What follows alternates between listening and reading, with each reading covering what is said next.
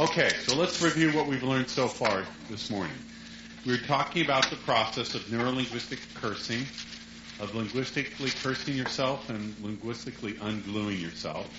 We reviewed that little ritual that we created. When your energy feels compressed, to push it back out, make that grunty noise, and then once your hands are up there, make your sound that represents, make your word that represents that state of excitement and anticipation, adventure, difference.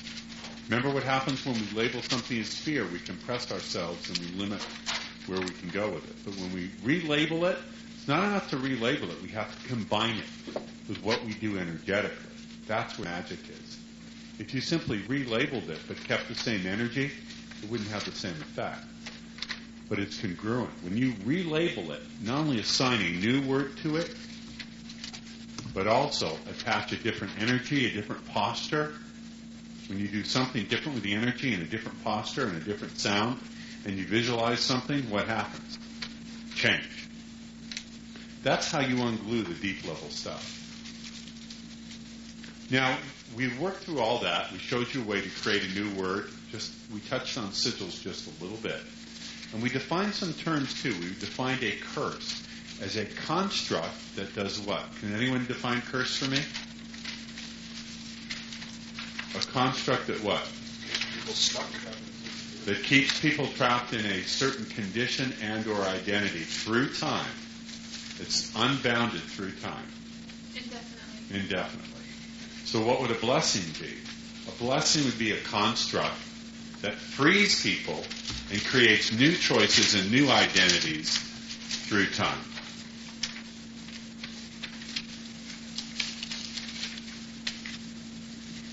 Now, one way to ensure blessing in your life is to give money to a teacher. Or to introduce that teacher to promiscuous, beautiful young women.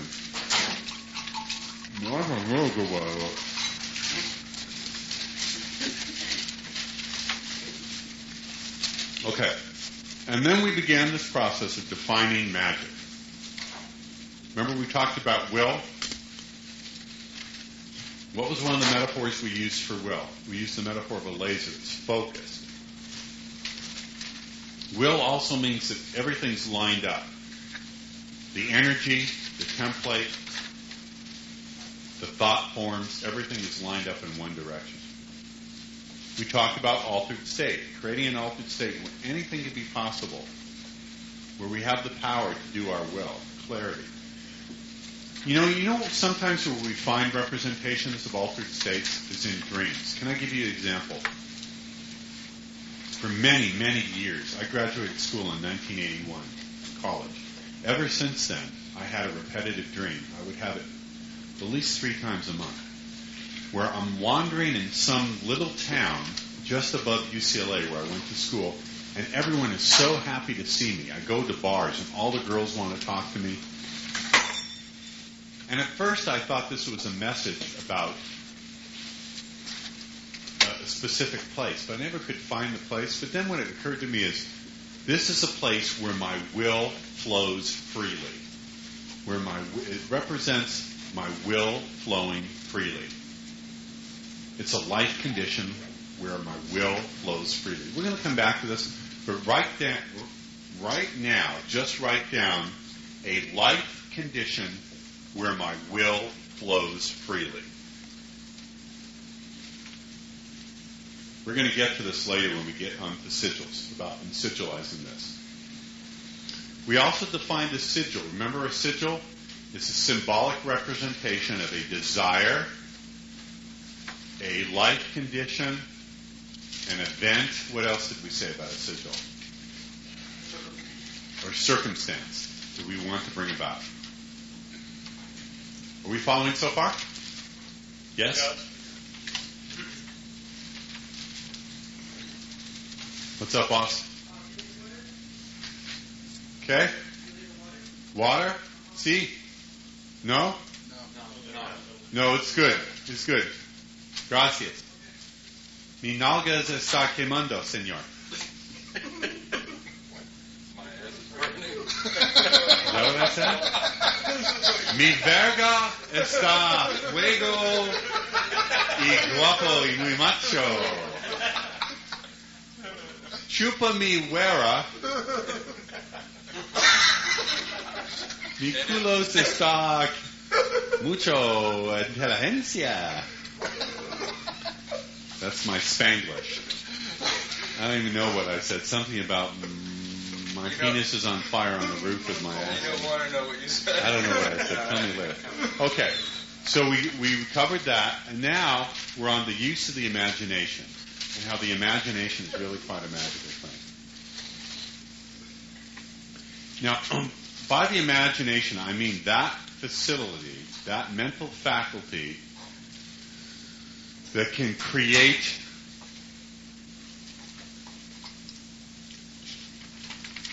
and envision possibility. Now, imagination doesn't just mean the ability to visualize. It also means the ability to imagine feelings, right? Have you ever had a dream where you felt something crawling on you, so in your sleep you actually kicked your legs and kicked your partner? I had a dream in which I was eating Choco chocolate chip ice cream. I ate an entire tub of it in my dream. And it tasted just as good, just as sweet, just as real, just as filling going down. I'm serious. That was all done in the imagination. That's a great, imagine that. The hypnotic, eat all the ice cream you want diet. In your sleep at night, you pig out and eat all the junk food you could ever want. During the day, you eat healthy and fine. And you never lack for anything because you've had all the satisfaction at night in your sleep. We could make a fortune off that one, dude. So the imagination is a faculty that doesn't involve just visualizing. It also involves, and when we get to psychic and remote influence, we'll teach you about kinesthetic hallucination, the ability to actually imagine sensations, physical sensations. It also involves sound. How many people have ever heard as you're falling asleep, bells ringing, or music, or people talking that aren't there? That's an interesting state. The state between dream and wakefulness, sleep and wakefulness, is called the hypnagogic state. And this is often where people have very vivid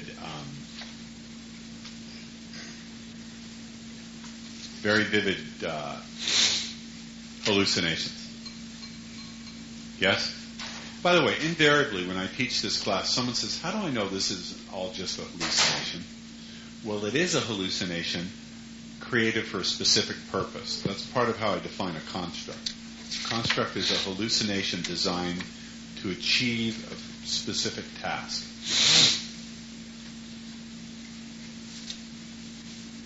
Are we all following? Yes? Good.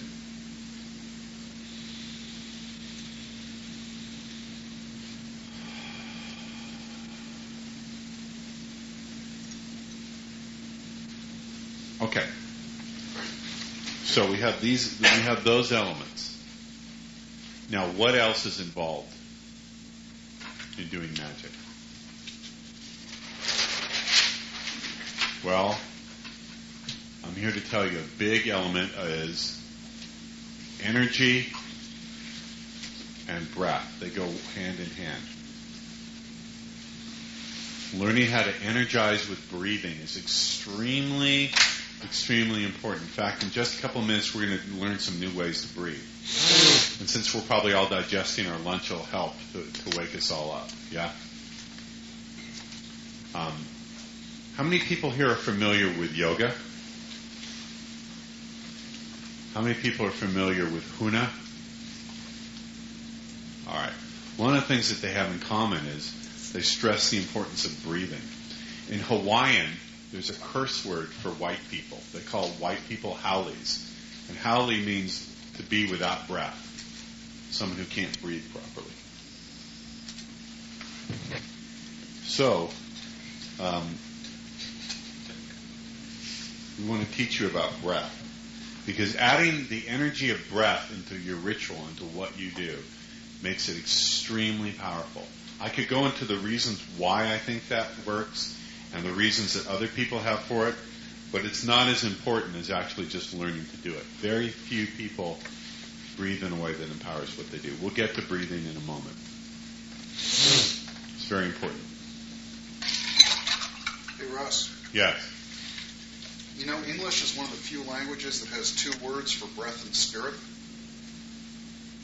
Most of the other languages, they're either the same word or they're a cognative. Yeah, I know in Hebrew the word for ruah is the same word for the Spirit of God. It literally means the breath of, it's also translatable as the breath. The Spirit of God moved across the face of the waters. Ruah also means breath. Very important, energy and breathing. I want to add in also the use of symbology.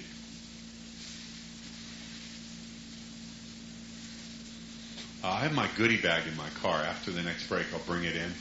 But the use of symbols is extremely important. Why? Because symbology allows you to access very deep altered states of consciousness. Symbology helps you to build new altered states of consciousness. And there's another reason why we want to properly use symbols. When you use symbols and arrange them in the right order, it helps to bring all these other things into line. For example, let's say you're going to do a magical working that involves making yourself a lot more courageous for an upcoming event, like some conflict in your life. You'd want to use those symbols that tend to evoke in you those feelings of being courageous and powerful. It's not a good idea, for example, to evoke Casper the Friendly Ghost. Okay? You understand what I mean? So you want to create symbology that calls to your mind the energy, the mental state, the altered states of consciousness that are useful for doing the work you want to do. Go ahead. Well, I've been having some difficulties getting myself up to talk to real-life girls, and I was at a ballroom dance event, which is probably a better event for me anyway, since it's more of a place where I can be in state, or I can have better control of my state. Anyway, was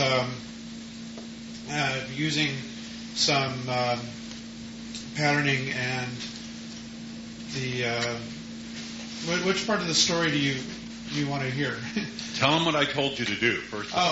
The part of what I was told to do was to imagine myself as Pepe Le Pew, to take on the identity of Pepe Le Pew. Does everyone know? Does anyone not know who Pepe Le Pew is? Tell them who Pepe Le Pew is. Pepe Le Pew is a great Warner Brothers character who, a skunk who is a master seducer. And he is always going after the cat, who he mistakenly thinks is a skunk. Yes. And by keeping that image in my head of me being Pepe, it's really helped. But I didn't tell you just to imagine Pepe. What else did I tell you to do? I told you to take on imagine the fluffy tail, fluff up your tail. That's right. To speak like Pepe, yes? Well, not to the woman. But No, I want you to do that too. I want you to walk up to a woman and speak to her like you are Pepe. Go, hello, mon chéri, my name is Pepe. Pepe Le Pew. Would you like to feel my tail? I want you to do it. You must do it. So in his case, my point of the story is he needed to loosen up, so I gave him Pepe Le Pew to focus on and to become Pepe. You get it?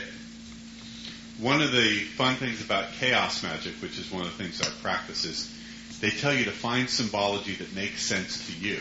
There's no point in drawing on old symbol sets that don't mean anything for you. Find symbols that evoke something in you. And since we were all kids and we all grew up on cartoons, they're there in our imagination anyway, so you may as well use them. Does that make sense? Yes. So symbols are really important. The other cool thing about symbols when we get to sigils, and we're going to get into some sigil magic a little later this afternoon.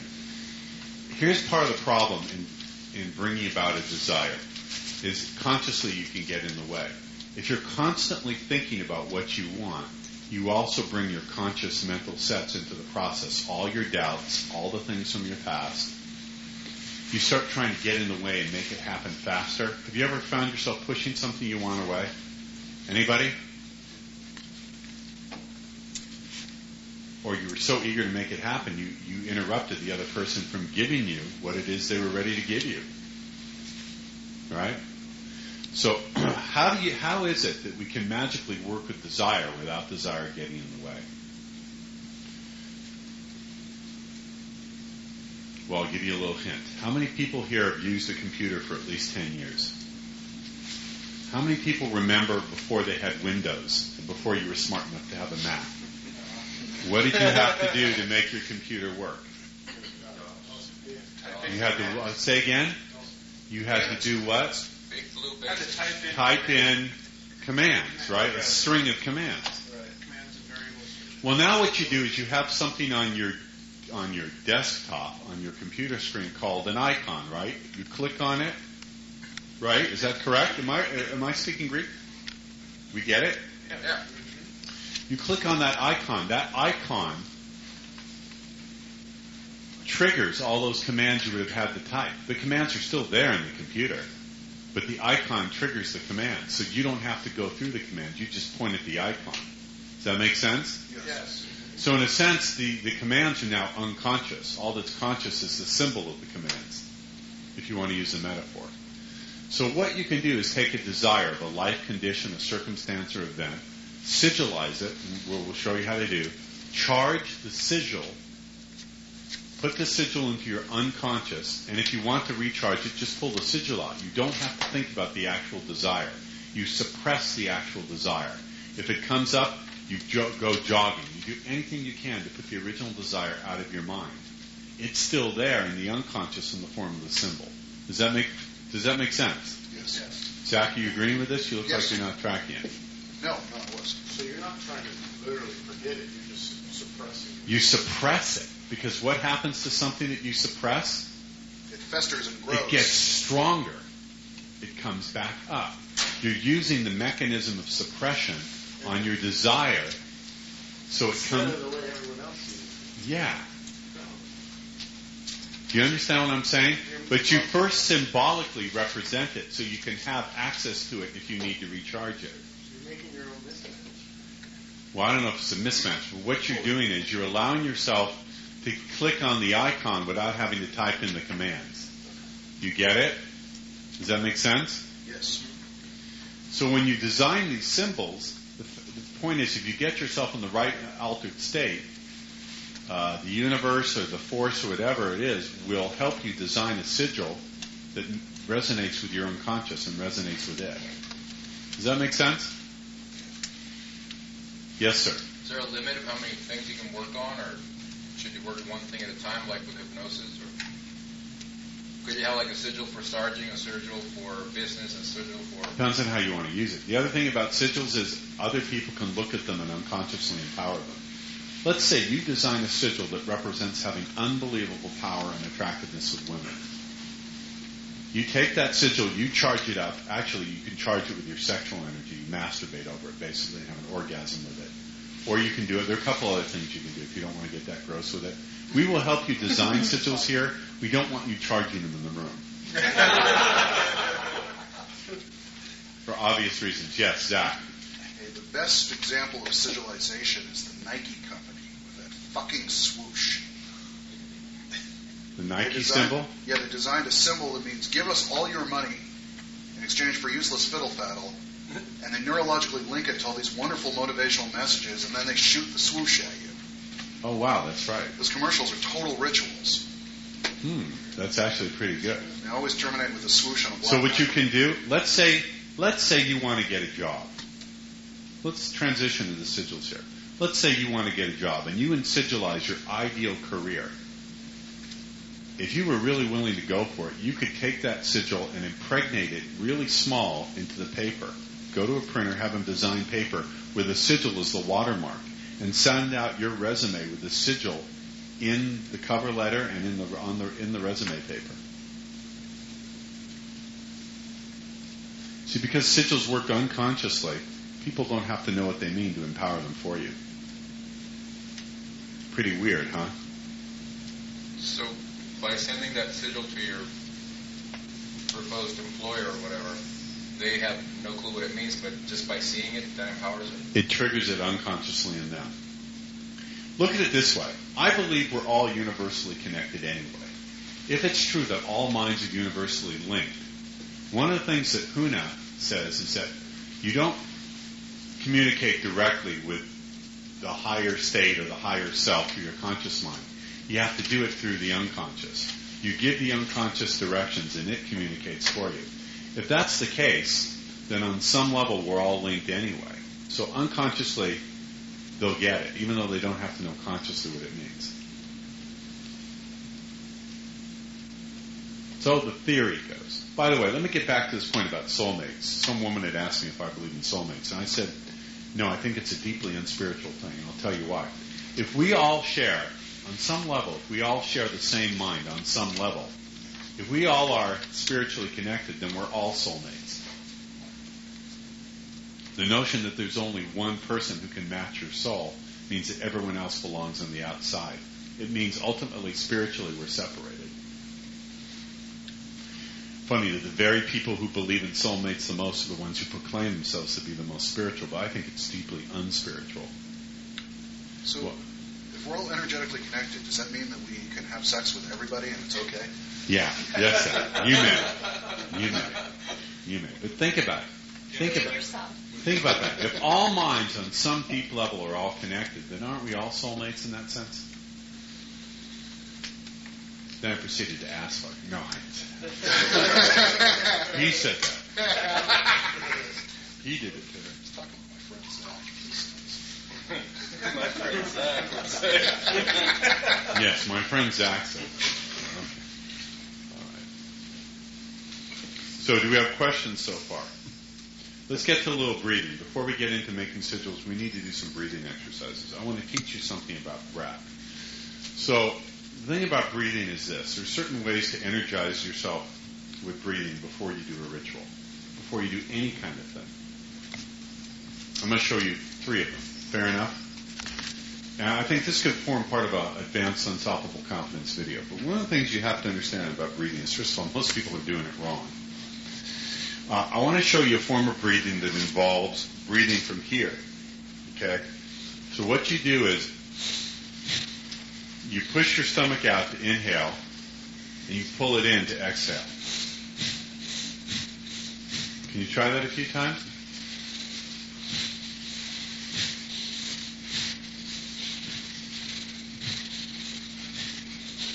Okay, stop. You got that? Does that make sense? Do you do that? So one way to energize yourself is everyone just sit on the floor somewhere. Find a spot, it doesn't matter. Sit back there. Anywhere you can find a spot to sit on the floor. We're all going to sit on the floor, boys and girls. Boys and girls, I should say. There's ants all over this table, too. It doesn't matter.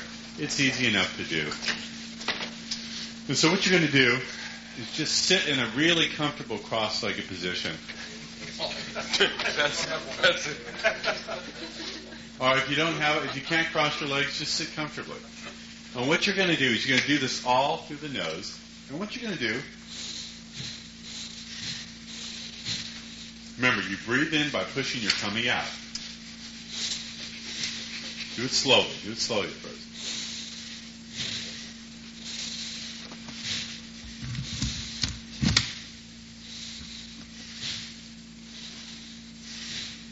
You all doing that? I'll walk around and check.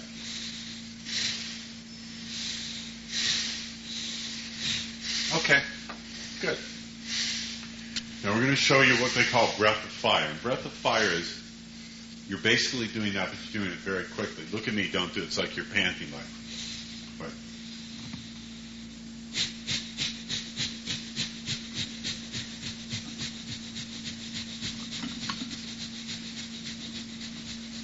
I'll do about 10 of those, and then I end up by going.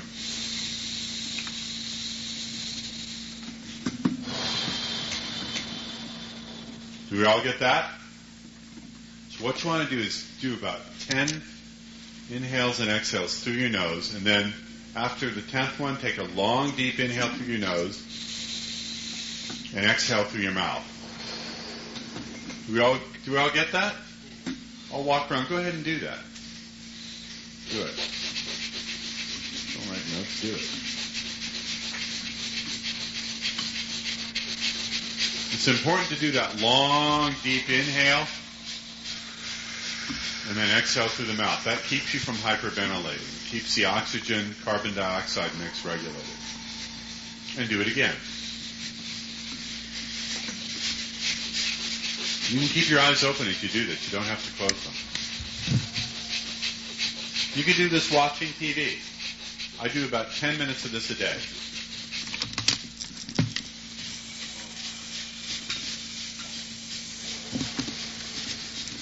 Go to yoga class and do this too. Look at all the chicks.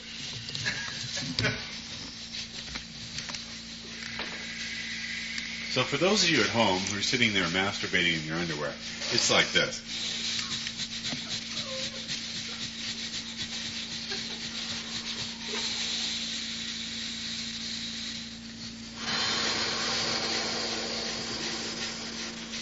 See?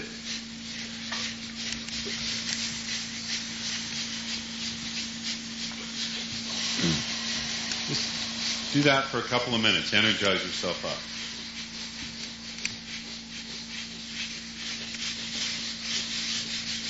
Don't push too far. If you feel lightheaded, stop. You should feel fine though.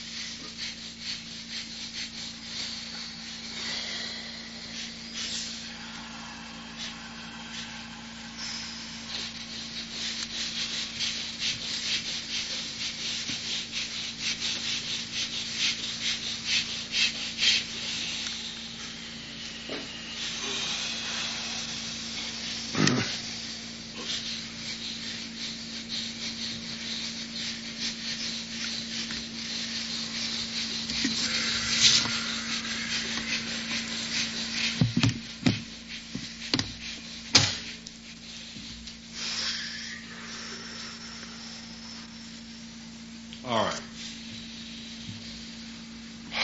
I recommend, before you do any magical working,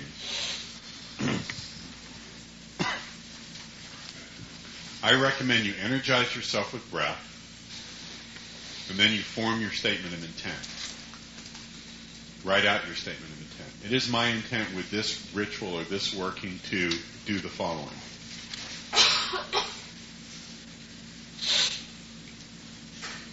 Here's a couple other ways to energize with breathing, okay? Now I'm going to do that. How many people here have been reading on my email list about this rite I gave students to do to unstick themselves? Have you been reading about that? Yes, Huh? Has anyone done that and seen some of the results? Okay. It's a way to unglue some of these energies that have been keeping you glued. So, let me show you another way to do this. You can also energize yourself with breath from a standing posture. So let me show you this one. Everyone can see me if I step back here, right? Can you follow me with the camera?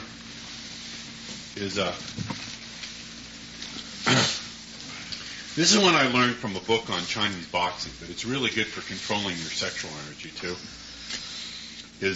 What you want to do is just stand with your feet about shoulder length apart, just relax. What you want to do is just tuck your pelvis in so your pelvis is under. So everything's aligned. You don't want to be like this. This is wrong. Or this is wrong. Okay? But you want to make sure that just tuck in your tailbone just a little bit so your sacrum is aligned.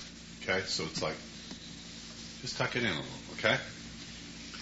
Be relaxed. And what you want to do is pick a spot on the floor about 10 feet away. So where would 10 feet be? 10 feet would be about Steve's hand over there, yeah?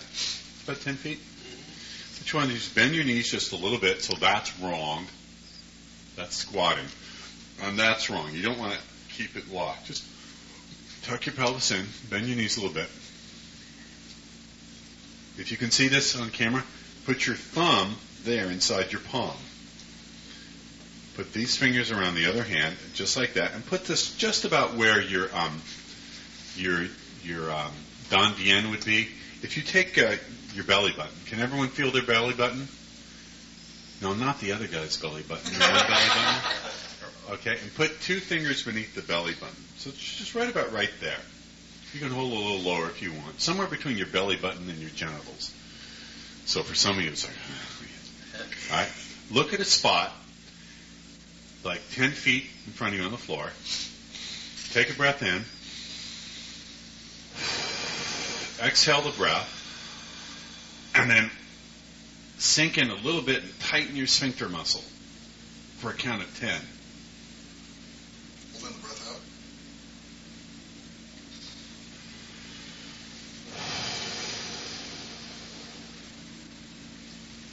So breathe in. Exhale. And then hold. Tighten your sphincter muscles for a count of 10.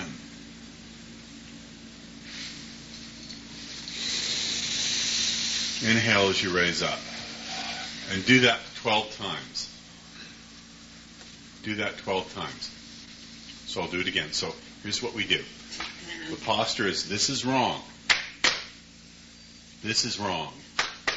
You just want to just tuck your pelvis in a little bit. Bend your knees slightly. Not like this. Not like that. Just bend them slightly. Take your left hand. Put the thumb of your right hand in the palm of your left. Circling hands like that. Place your hands close to your body between your belly button and your genitalia. Take a deep breath. Exhale it. And then look at a spot 10 feet in front of you. Hold the breath and clench your sphincter muscles for a count of 10.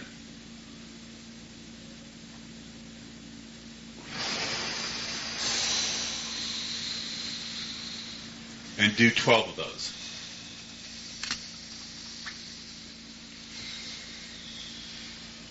Okay? Yes? Is that simple? I do that anyway. If I'm not going to do anything else, I'll do that 10 to 20 minutes a day. But before you actually sit down to do any ritual magic working, I would suggest you energize yourself with breathing first. It's a huge part of it. A huge part of it. And I'm going to show you, everyone, we can sit back in our seats. I'll get to this. See, when you do magic and or psychic influence, you want to make sure you have the energies of your body properly aligned. You have to have an energized body to properly direct your mind, I think. Maybe you don't, but I think it's necessary. It sure helps. We have actually email after email from guys who have used this next thing I'm going to show you. Let me just get to this. Huh? Have you been using it? Okay. I want you to, just so you guys are convinced of this, can we get the camera on me, please? I want you guys to hear this, okay? Whoa. I did not expect this to happen. I don't post very often, but this tripped me the fuck out. You following this? I did Ross's magical exercise today for the first time. Just kind of ran through it, did it fairly thoroughly just to see what it would feel like. I ended up liking it, felt as if it was nothing else, just a good little healthy exercise to do. I felt good after doing the exercise. Anyway, today I just felt like relaxing, so my plan was to buy a couple of new CDs and cruise to where I used to live and get a bite to eat. Then cruise back. I felt something telling me to stop at this one diner-type place that I used to frequent. They have really tasty burgers. A fairly attractive woman took my order. I sat down and a different waitress brought me my food. As I was eating in my own little world, reading the liner notes for my new CDs, about 5 minutes into it, the waitress that brought me my food came by and said, "Excuse me, you know the girl who took your order?" "Yeah." "Well, she wanted me to give you this. Here." "Okay, thanks." It was a note written on a napkin that said, "Hi, my name is Laura.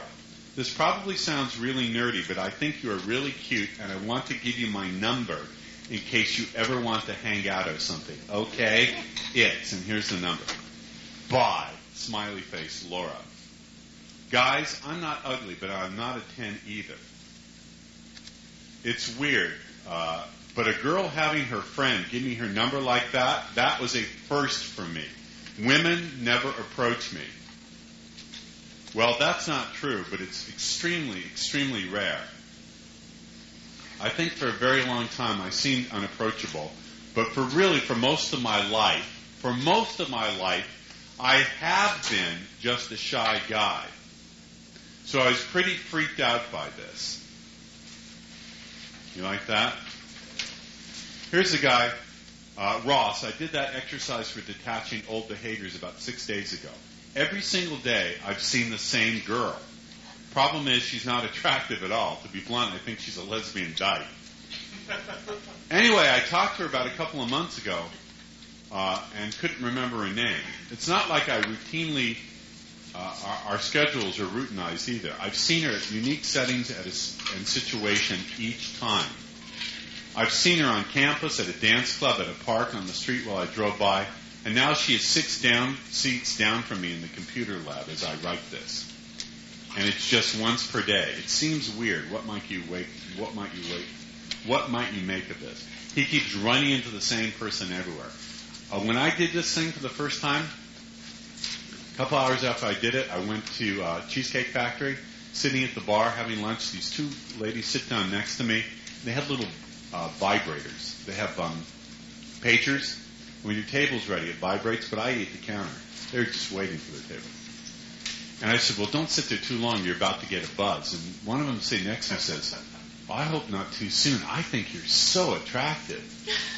She goes, do you mind if I give you my number? Will you call me? My name's Kimberly. I said, my name's, She goes, this is going to sound strange, but can I give you a little kiss? I went, okay. And the bartender's like, okay. And then that same week, I ran into the same girl 4 different places all over the marina. I ran into her at Chaya. I ran into her at Mercedes. I ran into the Coffee Bean. I don't remember where the other piece of place. I went, okay, this is really weird. I think we're meant to hang out. Program yourself into my phone. And she's very wealthy too, and I've been wanting to draw a very wealthy woman to take care of me for a while. And also someone who'd been a total bitch to me called and fell all over herself apologizing to me. This all happened right after I did this thing. So,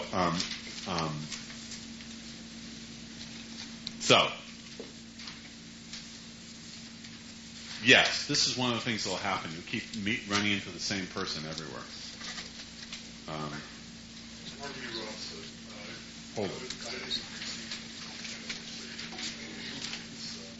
We didn't know when I got the emails. Well, we're going to do that ritual. We're going to do it. Check this out. Brothers, I've been relatively silent on this list. Blah, blah, blah, blah, blah. Anyway, I did the ritual for clearing bad habits. I felt relaxed and clear, but other than that, nothing. Yesterday evening, I went to a strip spot, and I do my regular got to the bar and order me a drink and scout the scene. Not 15 minutes later, a dancer comes up to me and starts talking, smiling, and playing with my hair. No big deal, right? They do that. Blah, blah, blah, blah, blah, blah, blah, blah, blah, blah. Anyway, she says, my real name is X and my stage name is Ivy. Then she says, what you really need to do is get a pen and write down your phone number. She says this to him. To make a long story short, we ended up exchanging numbers and we'll see what happens. I'm writing this not because I felt I saw this woman, but because of the ritual and how it seemed to work. The dancer almost walked into my lap and said, do me, peace. Well, we'll see if he actually gets her to do it. That's a long way from actually doing the dancer.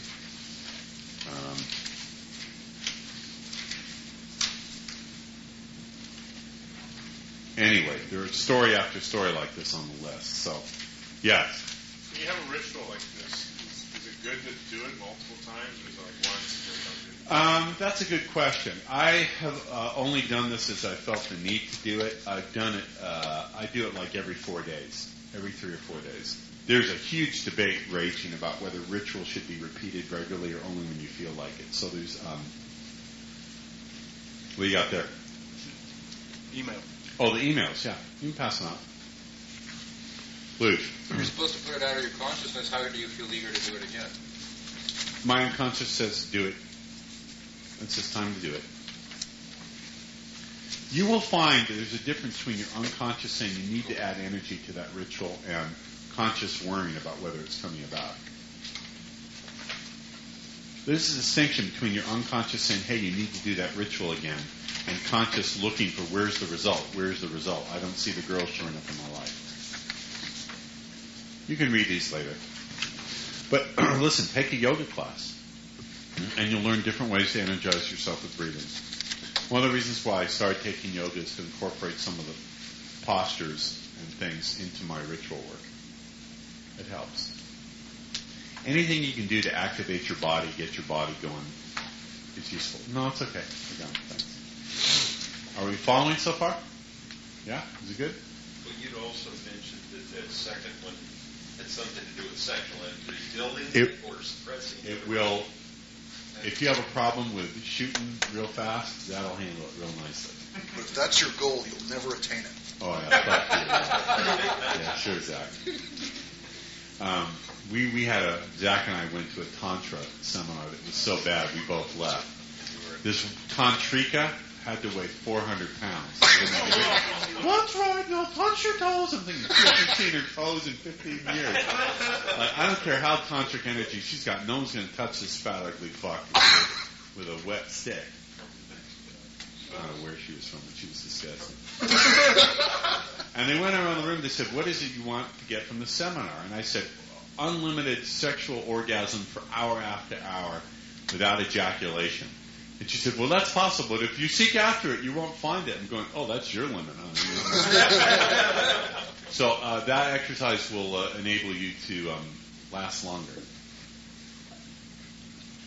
For those of you who think that's worthwhile, though, I once told a woman, look, you should be happy to be having sex with me because quick ejaculation is an evolutionary survival mechanism. She says, what does that mean? I said, well, when you're in the wild copulating, you're vulnerable to predators. So it's the males who ejaculate the most quickly who actually have their chance to pass their seed on before everyone's eaten by the predator. She's like, done wash. You know? Well, a little reframing, but reframing has to have an element of truth for it to work. That's the problem. So here's the thing. Remember we went back here and we talked about all these things that keep you stuck and how do we start ungluing them? Well, one day, here's how this ritual came up. I was thinking about I want you guys to follow this, and you can write notes in a minute, but I want you to follow this. Think of a time, have you ever felt thwarted in your life? Does everyone hear the word I'm saying, thwarted? Thwarted. Has anyone ever felt thwarted? Has anyone ever felt frustrated? Think of the time you felt frustrated. Now think of the time when you've been thwarted. And how do they feel different to you? Let's share. Somebody. How does thwarted feel different than frustrated? There's no possibility. No possibility when you're thwarted. Who's got the mic? You're beat. Well, there's not a lot of negativity attached to thwarted. There's not? I don't think so. Okay. All right. Zach? Well, thwarted makes me think of a space tyrant falling down into a reactor screaming, curses spoiled again. Yes. Very good. Very good. I agree. Frustrated makes me think of a little kid like kicking his feet and screaming. Yeah. Very good. I like that. I agree. Yes. Lucho, you're never thwarted, you big hunk. With thwarted, you feel like you have no control over it, where frustration is something I do to myself. Right. Okay. Anybody else? Come on. Participate with me, guys. I've been doing a good job all day, so help me out here. Come on. Someone. Rejection is thwarted. Thwarted to me feels like rejection, and What is frustrated like? frustrated is just like don't know what to do next. Okay. I think part of the definition of thwarted is thwarted gets into your system. Thwarted gets into your physiology and your neurology. He mentioned the evil villain falling into the nuclear reactor going, curses spoiled again. You ever see these villains in the movies, in the Bond movies? They've always got like a nervous twitch or hunched over, you know? Or they got a scar or something, you know, thwarted affects people energetically. Having taught speed seduction now for,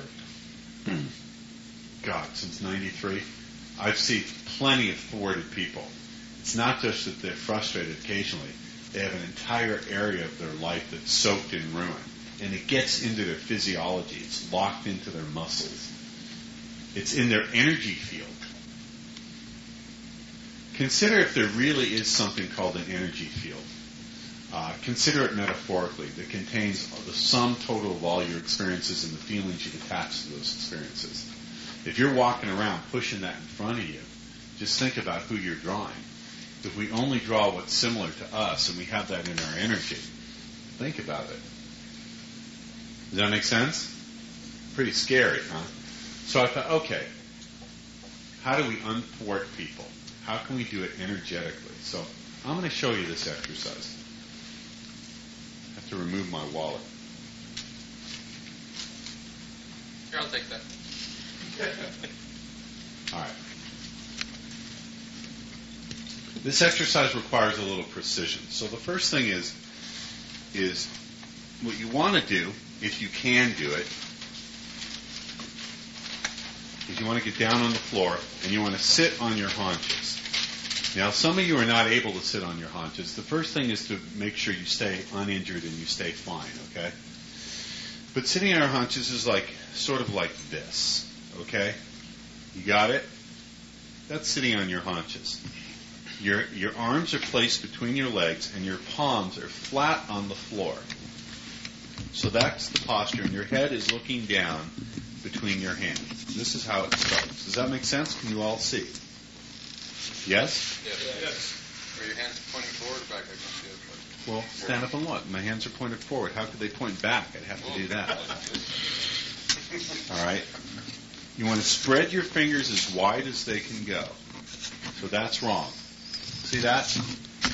This is wrong. And that's wrong too. Put your palms flat on the ground and spread your fingers as wide as they can go. Now, if you're not capable of sitting on your haunches because of posture or weight problems, you can sit back like this. That's okay too. But the preferred position is sitting on your haunches, okay? Are we following so far? Are there any questions? I'm chunking this as small as possible so everyone gets it. The next thing you're going to do, let me get comfortable again. And in fact, if you push your elbows against your legs, you've got it. Like that over, okay? You're going to look down between your hands, and you're going to do that little breath of fire. And as you do that breath of fire, you're going to imagine that all the fixed ideas, all the complexes, the energies, the things that have been keeping you stuck are draining down out of your system, and they're coming out down through your hands and your feet, if your feet are in the right position, if you're on your haunches, draining out through the floor. Does that make sense? Now you don't, I'm going to say this very carefully, you don't specifically envision specific events. You just get a sense or a representation, like a skin being peeled off you. You ever see these Mission Impossible movies where they peel off their face and there's another face behind it? It's like that. You're peeling off a skin of evil. Okay? So you're going to do that. You're going to look down and you're going to imagine that's going on for 10 breaths. So